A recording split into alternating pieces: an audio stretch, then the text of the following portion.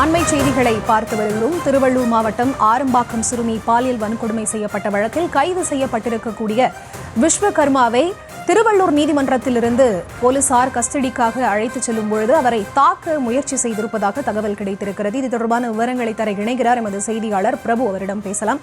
வணக்கம் பிரபு. தற்போது கைது செய்யப்பட்டு அழைத்துச் செல்லப்பட்டிருக்கக்கூடிய இந்த விஸ்வகர்மாவை தாக்க முயற்சிப்பது யார்? அது தொடர்பான விவரம்.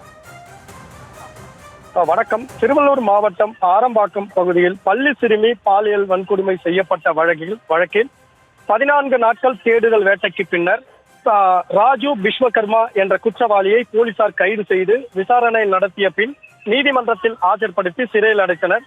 இந்த நிலையில் மீண்டும் அந்த குற்றவாளியிடம் விசாரணை செய்வதற்காக நேற்று திருவள்ளூர் சிறப்பு போக்சோ நீதிமன்ற நீதிபதி உமா மகேஸ்வரி முன்னிலையில் மனு தாக்கல், அதாவது போலீஸ் கஸ்டடி கேட்டு மனு தாக்கலானது செய்யப்பட்டது.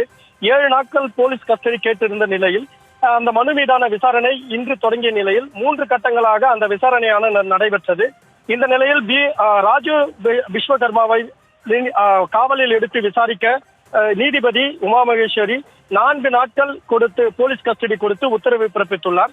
இந்த நிலையில் நீதிமன்றத்தில் இருந்து வெளியே வந்த குற்றவாளி ராஜு விஸ்வகர்மாவை அங்கிருந்த வழக்கறிஞர்கள் 20க்கும் மேற்பட்ட வழக்கறிஞர்கள் இவன் குற்றவாளி இல்லை, இவனை நாங்கள் என்ன செய்கிறோம் பார் என்ற நோக்கத்துடன் வேகமாக சென்று அவனை தாக்க முயன்றனர். அப்போது அவரை சுற்றி அந்த குற்றவாளியை சூழ்ந்திருந்த போலீசார் அவனை அங்கிருந்து பாதுகாப்பாக அழைத்து சென்று வாகனத்தில் ஏற்றி தற்பொழுது காவல் நிலையத்திற்கு கொண்டு சென்றுள்ளனர். மேலும் அந்த தாக்க முயன்ற வழக்கறிஞர்கள் கூறும்போது இந்த குற்றவாளி உண்மையான குற்றவாளி இல்லை எனவும் இந்த குற்றவாளி தான் அந்த தவறை செய்தார் என்பதை நிரூபிக்க போலீசார் தற்பொழுது எந்த நடவடிக்கையும் மேற்கொள்ளாமல் முகத்தை மூடி அழைத்து செல்வதற்கான காரணம் என்ன என்பது உள்ளிட்ட பல்வேறு கேள்விகளை எழுப்பி தற்பொழுது அந்த நீதிமன்ற வளாகத்தில் அந்த கோபமான அந்த வாக்குவாதத்தில் காவல்துறையினரும் ஈடுபட்டனர்.